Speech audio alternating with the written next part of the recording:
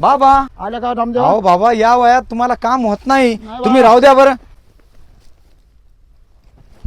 अहो किती फोड आले हाताला. काय करा मग आता? इथंच बघा, शेतीवर कामाला थोडं तिथून तो तुम्ही राहू द्या, करू नका तुम्ही. आता मी महिनाभर सुट्ट्या घेऊन आलो. मी सर्व हे मुळखुंड आपले 2 एकर येचून जमा करून टाकतो मी. तुझा मोठा भाऊ म्हणाला बाबा एकरभर जमीन तुम्ही कर्ज झाले त्याच्यासाठी मला विकास लागते म्हणाले. मी आलो ना आता, मी सर्व बरोबर करतो. बाबा तुम्ही जा झाडाखाली जाऊन बसा सावलीला, मी सर्व गोळा करतो.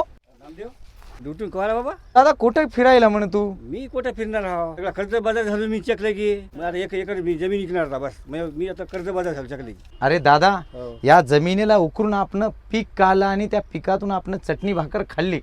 ती जमीन विकायची नसते रे. ही धरणी माता पूर्ण देश जगते, अख्खा जग जगते याच्यावर, आपण सुद्धा जगतो. असं नको करू.